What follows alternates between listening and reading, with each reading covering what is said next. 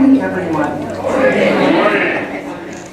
For those of you who don't know, Pastor Don is traveling this week with Robert, and so he asked me to help with service today, and I'm totally nervous. So, but my guess is that it'll run a little short, so you'll get to coffee hour soon enough.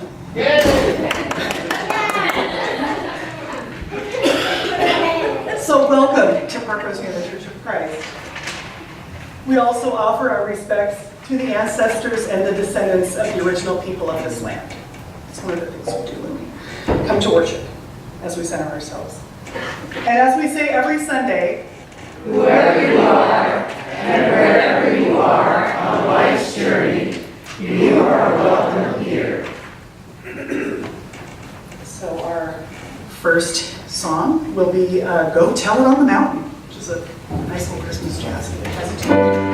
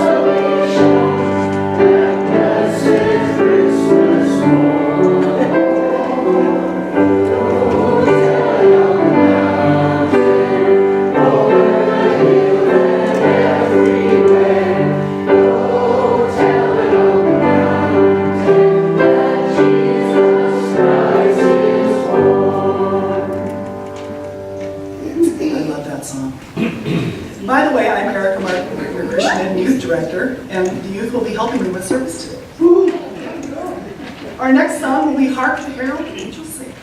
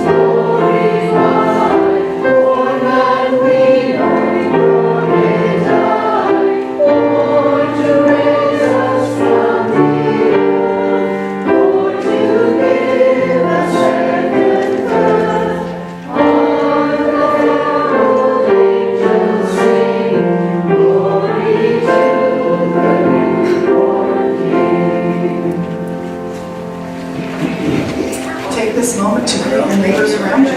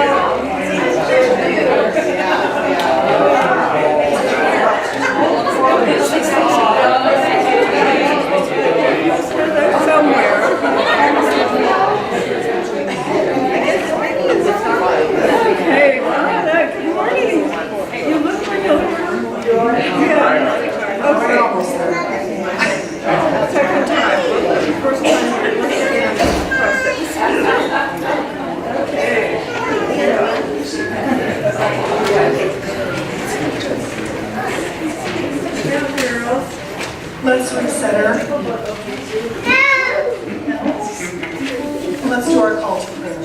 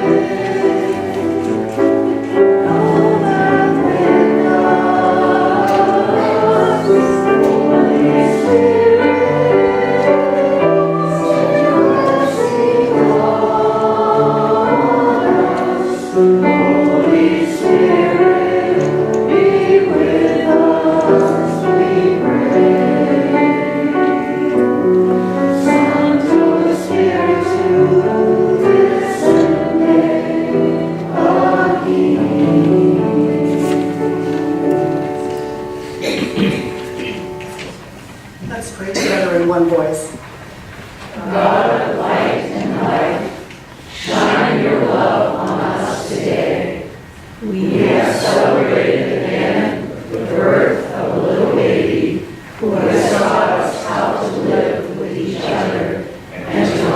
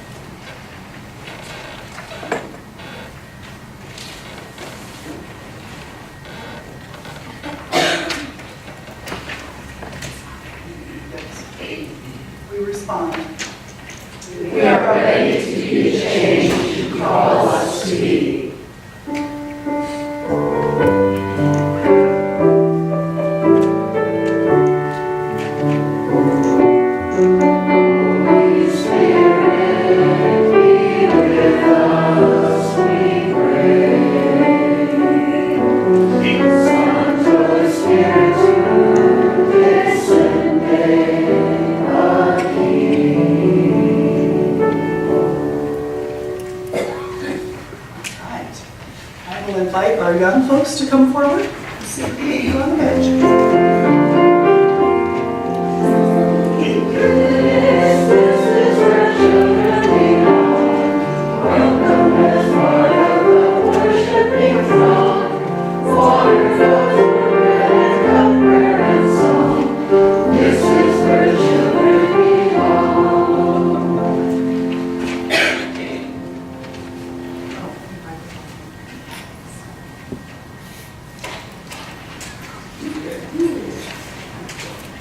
I don't have enough hands to do this job today.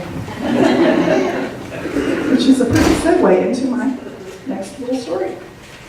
What are those? Spiderwebs. Spiderwebs. Do you guys know about the legend of the Christmas spider? Yeah. Yeah, we have the book. Okay, well, I'm going to say it again in a brief, shortened version, okay? The story goes like this. A widowed mother and her children were too poor to decorate their Christmas tree. So friendly spiders spun elaborate webs on the evergreen. When the family awoke on Christmas morning, they opened the curtains and the sunshine hit the webs, turning them into silver and gold. Some say this is the origin of tinsel that we put on our Christmas trees. The family had good fortune from then on. Other versions of this story claim that it was Santa Claus or Jesus who transformed the webs so that they wouldn't upset the mother. So, what do spiderwebs and families have in common? There's a lot of them. Yeah, it's true. Well, this version of the story comes from, it's a legend. So it comes from the Ukraine and German traditions. And so, to this day, the Ukrainian people decorate their trees with this cute little beaded spider. Isn't it beautiful? Yeah, you can totally go for it. Take a look at it. But that's kind of how, a tree is kind of like, there's branches of a tree, right? And there's parts of a web. That's kind of how I see is we're all kind of connected, right? Okay. Little spiders. Yeah, spiders mean good luck. So I want you to think about spiders in a different way today. But there's another picture I wanted to show you. That's a tree. But it's got all these words in it. What are some of the words you see up there? It's like what people can do, different things that people can do. Well, I look at that picture and I see all the different words. Family, friends. I definitely think friends can be part of our family. And I think a lot of those branches remind me of a spider's web, a little bit. And I think about that and how we're connected. Like a spider web, like tree branches, how we're all connected. Dax, how are you doing? All right. Well, I have, the other takeaway point from this is how do we care for spiders in our family and our friends, right? We take care of things, right?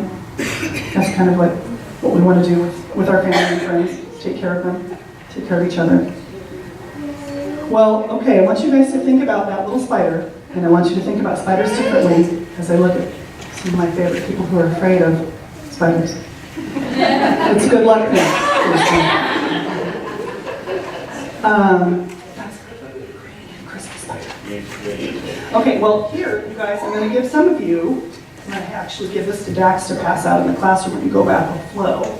That's the legend of the Christmas spider and a cool coloring sheet. Oh, cool. Yeah.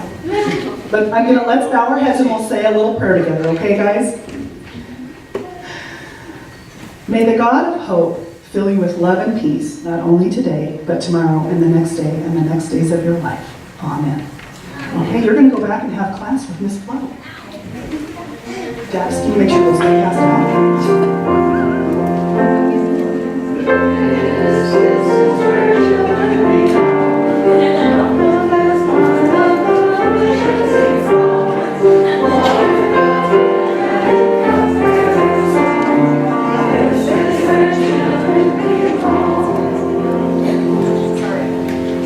This was a test. You guys knew that song by heart?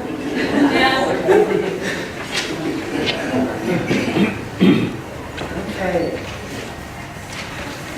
our Now Testament, and it's a project program that Dawn and I are kind of brainstorming how we can have this happen in our own church with our own people, our youth and adults. So I kind of want you to, I'm going to plant the seed today. So, Sierra Service Project.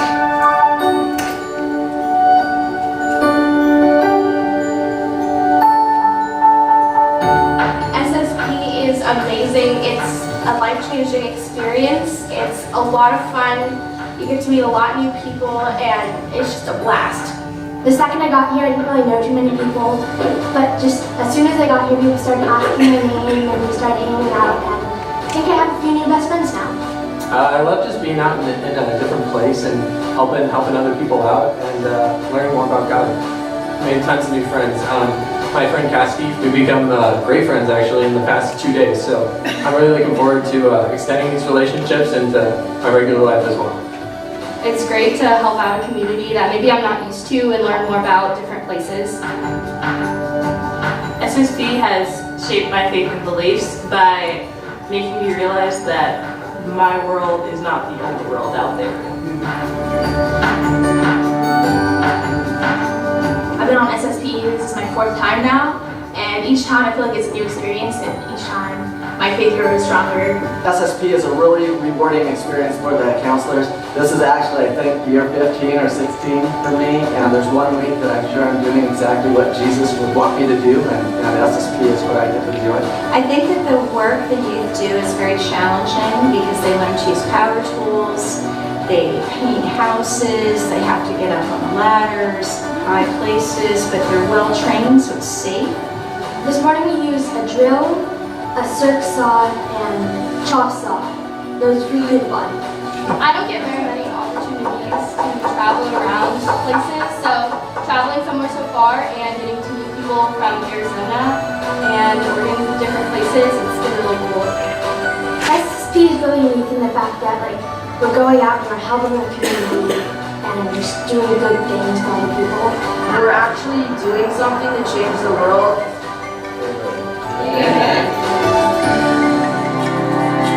It makes me feel like God was with us doing this, and He almost sent us so that we could help. Although it's hard work, it's really rewarding, and you feel good about yourself afterwards. At SSP, I feel accomplished after the week is over, just because I know that someone's life is greater than it was before they came here.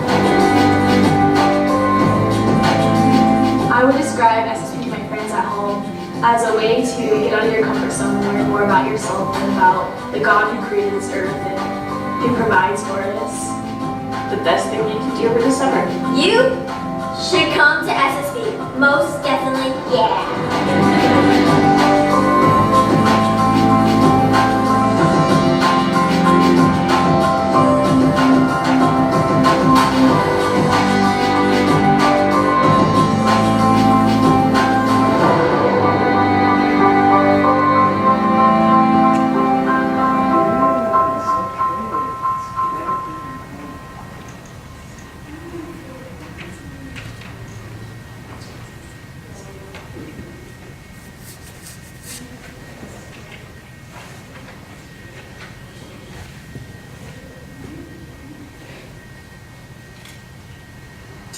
You could remain seated as we sing the next hymn, which is What Child Is This?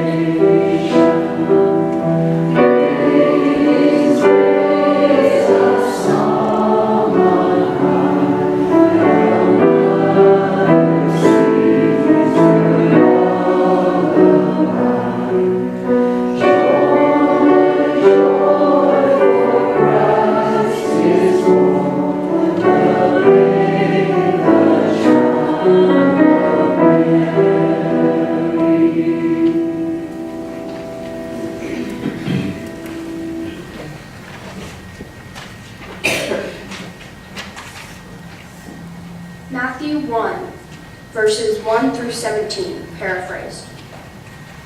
The family tree of Jesus Christ, David's son, Abraham's son. Abraham had Isaac, Isaac had Jacob, and so on, down to King David, the son of Jesse. Then David had King Solomon, and so on, down to the exile in Babylon in the 6th century BC. Then, after the exile, it was another 14 generations until Joseph was born. Joseph was Mary's husband, the Mary who gave birth to Jesus, the Jesus who is called Christ. There were 14 generations from Abraham to David, another 14 from David to the Babylonian exile, and yet another 14 from the Babylonian exile to Christ.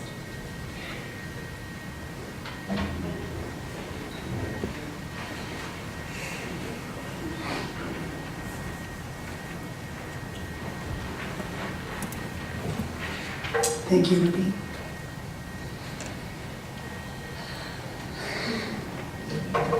So we talked about spiders with the young children.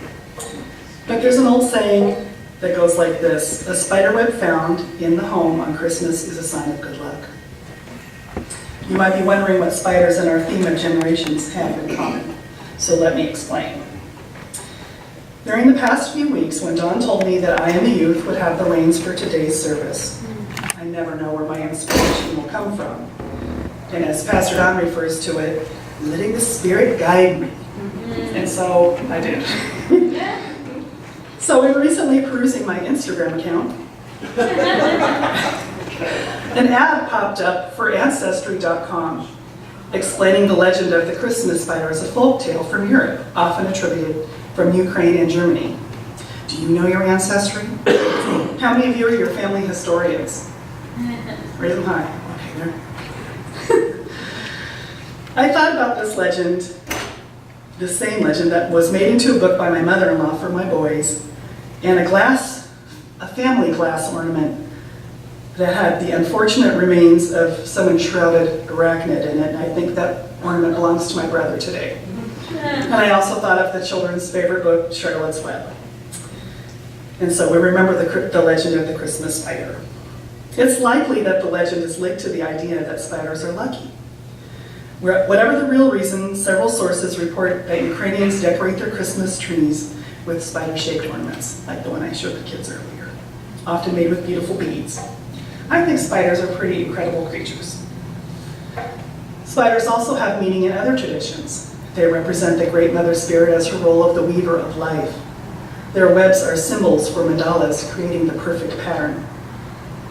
So today's scripture in Matthew speaks of the ancestry of Jesus, which was paraphrased, and is largely patriarchal, but does refer to 4 of the women of Jesus' lineage. The women, Tamar, Rahab, Ruth, and Bathsheba, acted independently and in some cases scandalously at critical points in Israel's history to safeguard the continuation of David's family line. I liken these women to spider-like, she-weavers of their families and Jesus' genealogy. And my friends, we cannot forget to mention the menfolk, fathers, brothers, uncles, husbands, and sons, because it takes man-spiders as well to help with generations.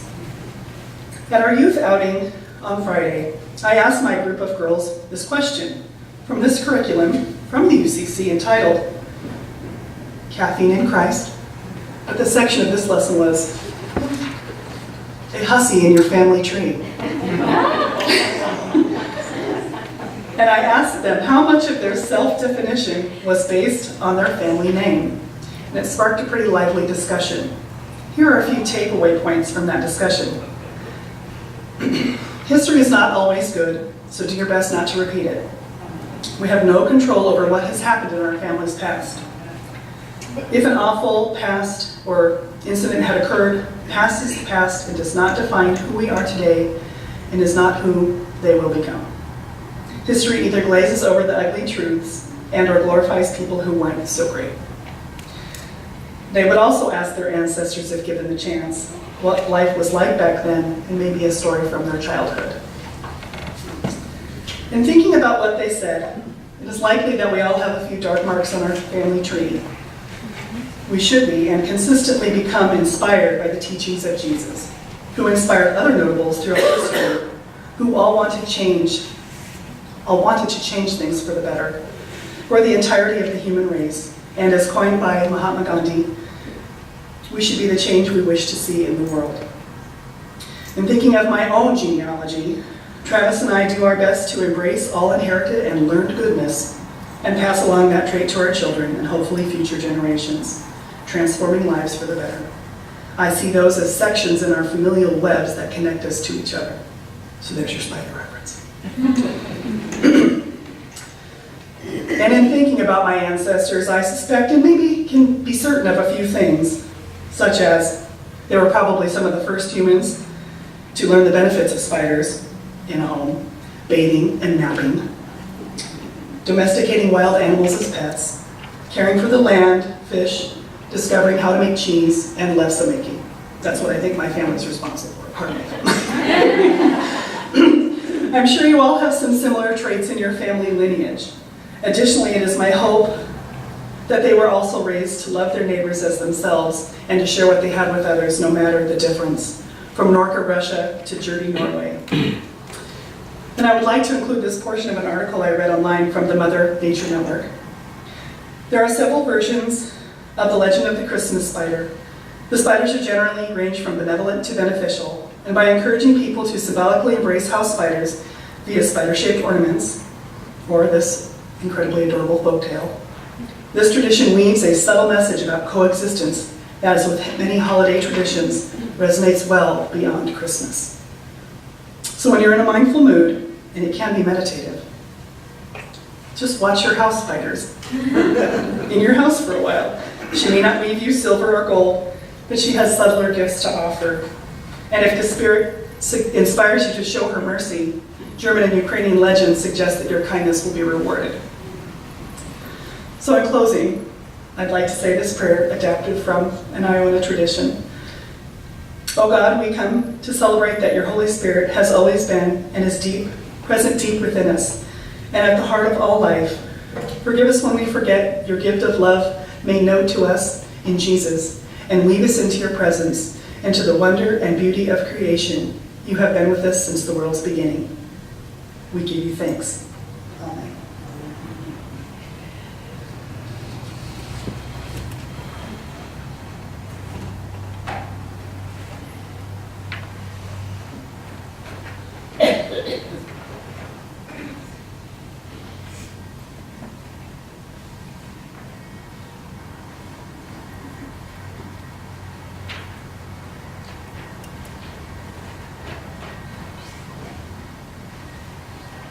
Now is the time in our service where we share our gifts together.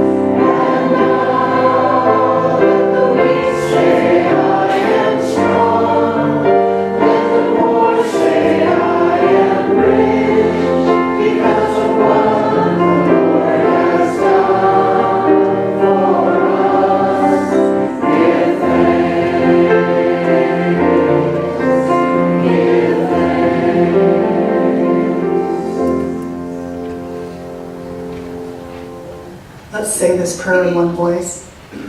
Holy One, may these gifts which we offer freely be used to bring your radical love and peace to our neighborhood and world. In your many beautiful names. Amen. And now is the time. Prayers from the community.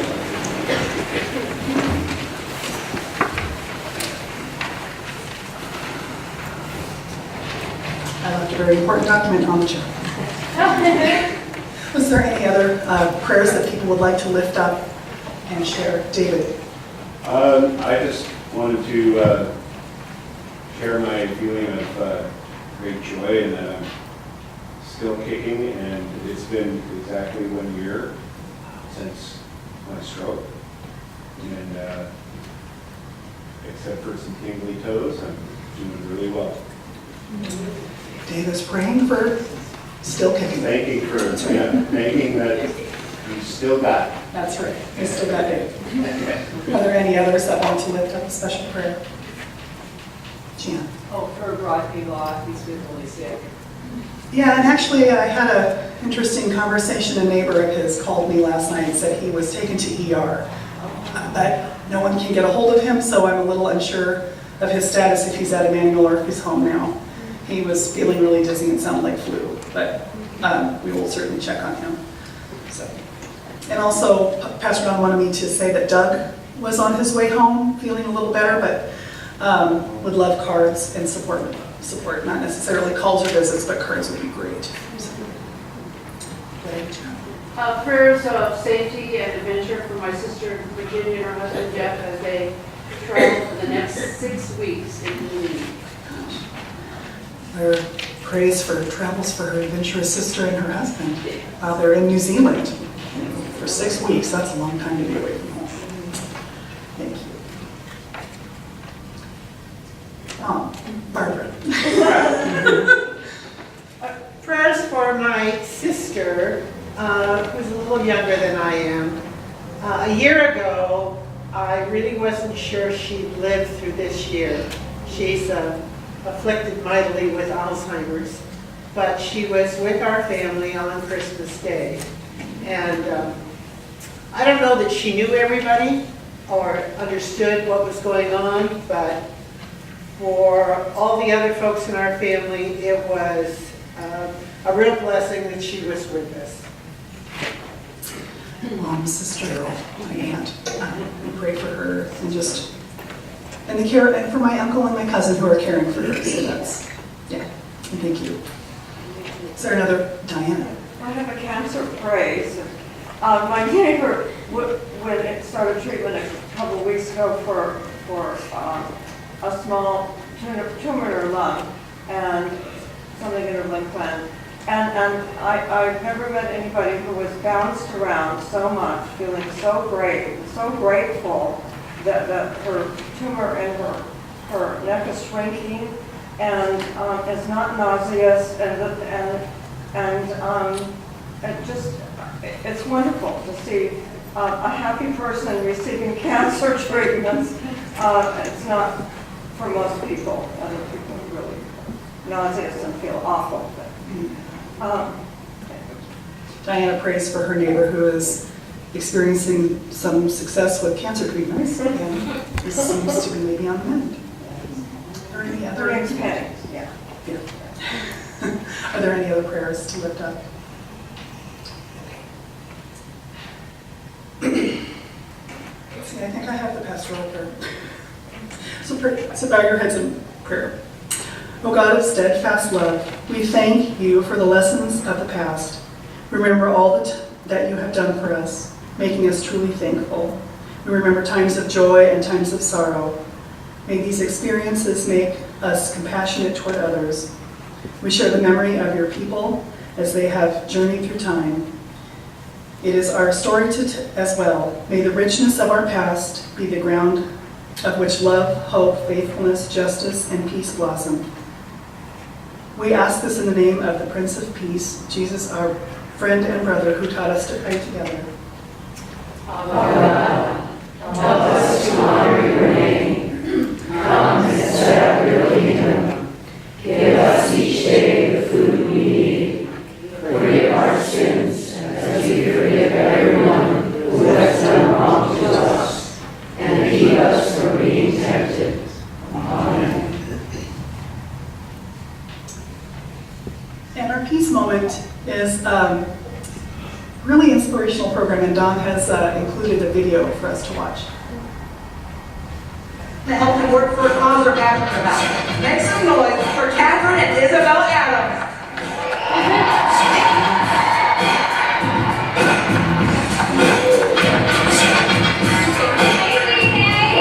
My name is Isabel. And I'm Catherine. When Catherine and I were 5 and 8, we learned how to fold origami ornaments and started giving them to our friends.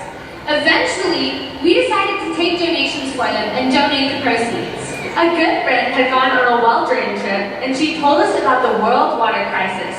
It was shocking to us that people would have to leave their homes and travel long distances to fetch water that was probably dirty. After learning that, we decided that we wanted to raise money to fund a well in Ethiopia.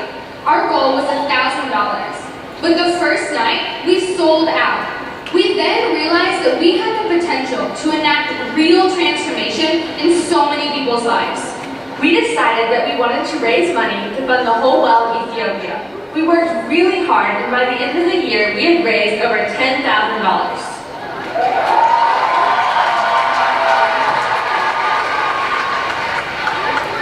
This encouraged us to keep working. We decided our next well would be in India. In the last 6 years, with the help of volunteers, we have raised over $1.5 million and funded over 160 water projects. We have been able to transform thousands of lives all over the world. Last year, we traveled to some of the countries we worked in, and we saw the impacts we were able to make. We fully realized the impacts we made when we went to a village in Ethiopia, where we had been able to fund a well. A woman from that village told us that before the water well, they just had an open pit. They would have to use a cloth to strain the green worms out of the water. Now the community has clean water, and the kids are healthy and have a higher quality of life. We know that there are so many problems in our world. We have learned that the most important thing is to not get overwhelmed by the immensity of these problems. Our Paper for Water mission statement is bringing water and the word to the thirsty, one piece of paper at a time. And one piece of paper is manageable. Because you all are here today, you have shown that you are not intimidated by the world's problems. You have made the effort to help your communities. Whether you join us or start your own thing, The most important thing is to start. That is the beginning of making a difference. Thank you, V-Day! This summer, our customers across the United States traveled to Ecuador for the very first time.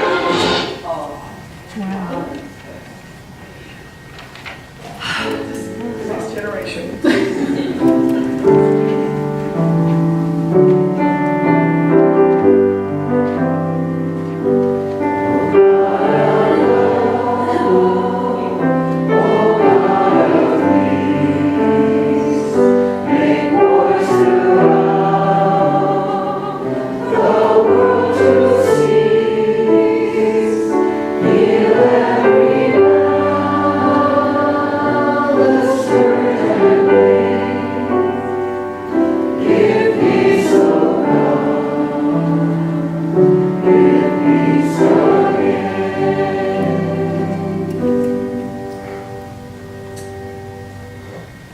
This has got a very sensitive trigger, so now it is time for life in the community.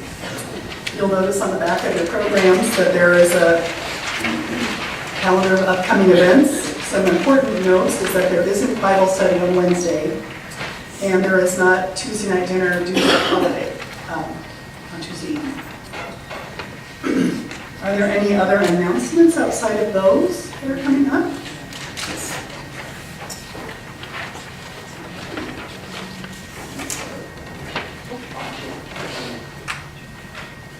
Good morning. Just a few things I wanted to cover. They're already on your bulletin, but next Sunday is a communion brunch, and there's a sign up in Eastminster Hall on the bulletin board. And there's not very many people so far signed up, so could you please consider that when you're going over to coffee time? Look at the sign up and see if you could bring some food. Thank you. Also, next Sunday, when we are having the communion brunch, it would really help those in the kitchen if you could bring your food at about 9:45. That way we can get ready so that we'll be ready at 10 o'clock to start the service. Thank you. Also, another thing that's in the bulletin, I would like to invite you, the Parish Life Ministry team is going to have a workshop Saturday, January 12th, and the title is Getting Your Ducks in a Row, which is just a cute name for being prepared for a medical emergency. We're going to have an attorney come, Jeff Ellsworth, and he's going to talk about things that you need to have in place before you experience a medical emergency. Things like power of attorney, a health advocate, advance directive. There'll also be time for some questions. We'll start at 9:30 and it'll be in the Mariners room. There's also a sign up for that on the bulletin board in Eastminster Hall. Thank you. And third thing, please take your poinsettias as you leave today. We're finished with them and they're still looking healthy, so thank you.